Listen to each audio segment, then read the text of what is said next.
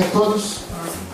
Quero saudar minha magnífica reitora, professora Dora Leal. Afinal de contas, eu fui professor, fui aluno da UFBA, fui professor da UFBA por muito tempo e seguramente, se não fosse esse grupo, professora Dora, professor Naumar, é certo que a gente muito provavelmente não teria a UFRB, né? A gente sabe as resistências, até por questões regionais que nós enfrentamos, né? Então, salve a professora Dora, o professor Nildo, a professora Nádia. Vejo aqui pessoas como a professora Rosilda, né, que a gente já se relaciona e já discute algumas coisas há muito tempo. Meu querido professor Naumar. Naumar, assim, a gente tem uma relação de longo tempo. Eu lembro que eu defini que poderia ser candidato a diretor da escola de agronomia depois que Naumar foi eleito, porque antes eu não pensava nessa possibilidade quando alguns insistiam. Depois o professor Naumar também me indicou para ser o presidente da comissão que deu parecer nas políticas de cotas da UFBA, né, em 2004.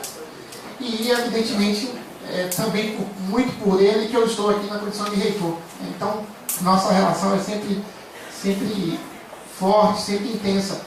Quero ressaltar de pronto, vocês viram aí um pouquinho da minha história. Eu sou agrônomo, com mestrado e doutorado em solos, né? Então a dificuldade é sempre maior, notadamente quando a gente está num ambiente com tantos especialistas, né? Então até por isso eu vou fazer uso aqui de um pequeno texto e tentar dar minha contribuição a esse debate. Nós assistimos nesses últimos 10 anos a muitas transformações. Políticas afirmativas criadas por universidades, o reconhecimento pelo Supremo Tribunal Federal da constitucionalidade das iniciativas, o ingresso via lei SISU, eu acho que é algo que deve ser destacado, e essa lei 12.711 de 2012, que prevê que as instituições federais reservem 50% das vagas para estudantes oriundos de escolas públicas e dentro dessa cota o percentual de vagas distribuídas entre negros, pardos e indígenas. Eu confesso que dessa lei eu só não consigo entender muito bem o que significa esse 50%. Da onde vem essa lógica dos 50%? A parte do IBGE eu até entendo. Eu particularmente considero que a única lógica possível seria que 89% das vagas ficassem com a escola pública, né? Porque afinal de contas, 89% dos nossos alunos estão na escola pública. 11% estão nas escolas particulares. Então, a única lógica razoável seria uma relação 89 para 11, não 50 para 50. Mas, vamos lá. Né? Essas mudanças, né, parecem resultar finalmente de um consenso da sociedade brasileira. Os processos atuais, né, ou antigos de recrutamento das universidades, não foram capazes de incorporar de forma significativa os jovens talentosos e com alto potencial acadêmico presentes nas escolas públicas. E principalmente, deve ser ressaltado, na diversidade étnico-racial da sociedade brasileira.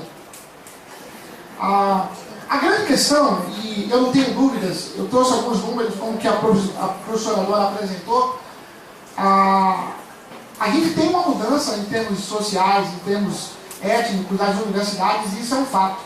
Das universidades que implantaram as políticas afirmativas. Agora, as universidades não mudaram na sua essência. Os alunos foram chamados e eles tinham que construir o seu processo, a sua história dentro da universidade, praticamente sem nenhuma intervenção das instituições. E isso me parece quase uma maldade, né, institucional. Nós tivemos algumas discussões, eu acho que a discussão da Universidade Nova é fundamental nesse contexto, mas nós não avançamos. Depois das cotas nós tivemos um processo como o Reúne, em que de reestruturação acadêmica nós tivemos muito pouco. Talvez a universidade que tenha mais radicalizado nesse processo de reestruturação acadêmica tenha sido a UFBA, né, com a criação do IAC. E aí, essa questão para mim é fundamental quando a gente discute, professor Nildo, as políticas afirmativas no estado da Bahia. Eu acho que a gente precisa começar a debater o que eu vou chamar aqui de tecnologias de consolidação das políticas afirmativas. Acho que isso é algo fundamental. Eu tenho tido acesso a diversas experiências internacionais que me assustam quando eu vejo que o Brasil discute pouco isso. Então, semana passada nós tivemos, incluído as aulas, o professor Luiz Fraga. Ele é da Universidade de Washington e possivelmente ele assuma agora, no governo de Obama, uma estrutura no Ministério da Educação que busca instituir avanços acadêmicos na comunidade latina dos Estados Unidos, né? Por toda a questão dos números, do crescimento dos latinos nos Estados Unidos, perceberam que a formação acadêmica dos latinos está bem abaixo da média e que eles precisam avançar nessa direção para que os Estados Unidos possam responder aos desafios futuros, né, com essa população. E o professor Luiz Fraga, né, que é da Universidade de Washington, a 16ª no ranking dos Estados Unidos, ele tem um discurso muito interessante sobre inclusão e excelência. Ele tenta mostrar que essas duas expressões da universidade, essas duas obrigações da universidade, não são antagônicas. E ele chega a dizer, olha, a universidade não está na sociedade para formar os indivíduos de forma estanque, mas ele está para formar a sociedade. A universidade ela existe para fazer com que a sociedade avance na ciência, tecnologia, na extensão, enfim, na formação de novos indivíduos para essa sociedade. Então, o professor Luiz Fraga tem esse debate e ele foi convidado pelo presidente Obama para construir essa questão do quanto que é importante para os Estados Unidos a inclusão e excelência.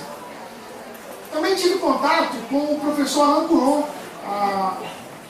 um sociólogo especialista nesse tema de inclusão e excelência. Ele é ex-diretor do Instituto, diretor de Ensino Superior e Integração Profissional da França, inclusive do governo de Sarkozy, né? O governo, a princípio, considerado mais à direita. Mas, assim, isso passa a ser uma questão de Estado. E o Coulon, ele destaca que o modelo universitário, entre o modelo universitário e a realidade concreta dos jovens ingressantes, existe um espaço infinito para aprender o ofício de estudante e tornar-se um membro da cultura universitária. O jovem precisa passar por uma dupla filiação, a institucional e a intelectual. E isso envolve múltiplas circunstâncias, políticas, econômicas, sociológicas e psicológicas. Eu não tenho dúvidas de que nós precisamos considerar isso ainda mais nesse momento do Brasil. E assim, o que me chamou a atenção, e eu digo, essa minha história de ser agrônomo, mestrado e doutorado de solos, é importante, porque no momento que eu me vi diante desse problema, a primeira reação é você culpar individualmente os professores, né? Os professores precisam mudar para aceitar essa nova situação da universidade brasileira. Mas rapidamente é só passar uma leitura rápida, né, entre os textos de especialistas, que a gente percebe que todos os processos que foram importantes e que deram resultados diz respeito a uma ação institucional. Uma ação institucional da universidade e uma ação institucional de governo. Por exemplo, professor Nildo, só uma provocação. Esse projeto, muitos projetos, por exemplo, desenvolvidos pelo professor Luiz Fraga nos Estados Unidos, é bancado, não obstante ele seja do governo federal, ele é bancado pelos governos estaduais dos Estados americanos. Então, essa questão da afiliação é algo que eu considero fundamental que a gente passe a discutir. Nós tivemos também a professora Fúvia, né, do Instituto Carlos Chagas, que ela tem um programa de preparação de jovens que entraram por ações afirmativas para chegar à pós-graduação. E a professora Fúvia falou uma série de coisas extremamente interessantes. Né? Primeiro, tem que trabalhar a família, tem que trabalhar a autoestima do jovem, tem que dar uma segunda língua, enfim. Quando ela terminou de falar, eu pedi desculpas a ela, mas eu disse, professora, tudo que a senhora está falando, que a gente precisa fazer para preparar o jovem para a pós-graduação, é uma ação que o Brasil precisa fazer para preparar o jovem para a universidade, né? Então, eu acho que o Brasil precisa, né, e aí eu acho que a Bahia, e nós temos um governo, um secretário que tem tudo para caminhar nessa direção, a gente precisa debater de forma intensa essa nova situação e construir o que eu chamo de tecnologias de consolidação das políticas afirmativas. Eu não tenho dúvidas de que você precisa ter uma estrutura na universidade, e aí não é só recursos financeiros. Recurso financeiro é importante, né? Mas me assusta quando eu vejo muitos colegas, professora Dora, e não é o caso da professora Dora, mas muita gente que quando viu o projeto de política afirmativa, só pediu ao governo dinheiro. Não, nós precisamos de mais dinheiro, nós precisamos de mais bolsa.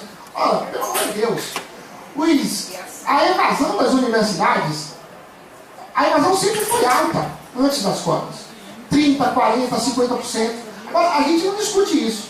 Mas agora, depois das cotas, possivelmente, se esses números continuarem, nós vamos discutir e vamos dizer que a culpa foi das cotas, né?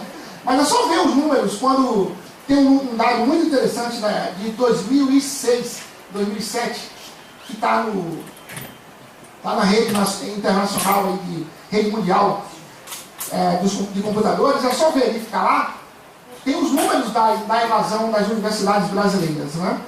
Então, eu quero dizer que a minha grande preocupação hoje diz respeito a como nós vamos construir uma universidade diferente, porque a nossa universidade não mudou, né? Essa exigência que nós temos de que os estudantes desenvolvam seus percursos de forma individual e sem uma ação efetiva da universidade, me parece que é quase uma forma da gente querer que as políticas afirmativas não deem certo, como, de certo modo, a gente poderia dizer que a universidade tinha já problemas, né?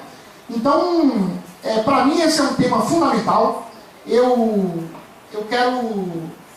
quero ressaltar isso rapidamente aqui.